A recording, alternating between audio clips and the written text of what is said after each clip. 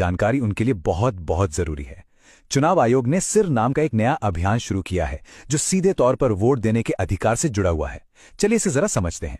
देखिए, यह अभियान 2 फेज में होगा। पहला फेज 4 नवंबर 2025 से शुरू होगा, जिसमें बूथ लेवल ऑफिसर्स यानी बीएलओज घर घर आकर वोटर्स की जानकारी को वेरीफाई करेंगे। अब इस पूरी प्रक्रिया का जो आधार है वो बहुत सरल है। 2025 की जो वोटर लिस्ट है उसकी तुलना सीधे सीधे साल 2002 की लिस्ट से की जाएगी और इसी तुलना के आधार पर हर वोटर को ए से लेकर एफ तक 6 अलग अलग कैटेगरीज में बांटा जाएगा।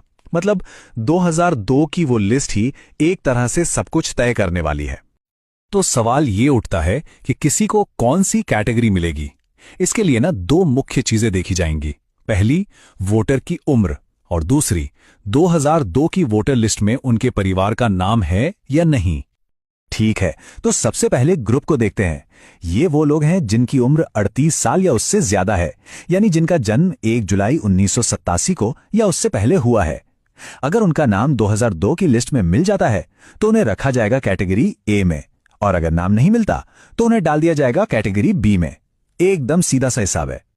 अच्छा, अब आते हैं दूसरे एज ग्रुप पर। यह है 22 से 38 साल के वोटर्स, जिनका जन्म 2 जुलाई 1987 से 2 दिसंबर 2004 के बीच हुआ है।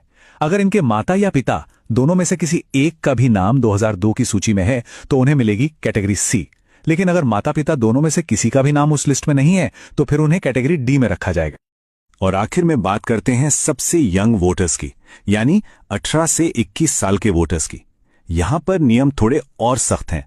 इन्हें कैटेगरी ई में आने के लिए माता और पिता दोनों का नाम 2002 की लिस्ट में होना जरूरी है। अगर एक का भी नाम नहीं मिला तो उन्हें सीधे कैटेगरी एफ में डाल दिया जाएगा। तो ये जो A B C D categories हैं, इनका आखिर मतलब क्या है? इसका जवाब मिलता है हमें दूसरे फेज में। आपकी कैटेगरी ही ये तय करेगी कि आपको अपना वोट देने का अधिकार बनाए रखने के लिए कौन से और कितने डॉक्यूमेंट्स जमा करने पड़ेंगे, और कुछ मामलों में अपना वोट देने का अधिकार बचाने के लिए इतने डॉक्यूमेंट्स तक देने पड़ सकते हैं। चलिए इस टेबल को जरा ध्यान से समझते हैं। अगर कोई कैटेगरी ए में है तो बहुत बढ़िया, उन्हें कोई प्रूफ नहीं देना होगा। बी, सी और ई कैटेगरी के लोगों को सिर्फ अपना एक प्रूफ देना होगा। लेकिन कैटेगरी डी वालों को अपना और अपने माता या पिता में से किसी एक का यानी कुल 2 प्रूफ देने होंगे। और सबसे ज्यादा कैटेगरी एफ वालों को अपना और अपने माता पिता दोनों का मतलब कुल 3 प्रूफ पेश करने होंगे। और सबसे जरूरी बात, अगर ये प्रूफ नहीं दिए जा सके तो मतदाता सूची से नाम हटने का पूरा खतरा है। तो अब सबसे बड़ा सवाल, आखिर किया क्या जाए?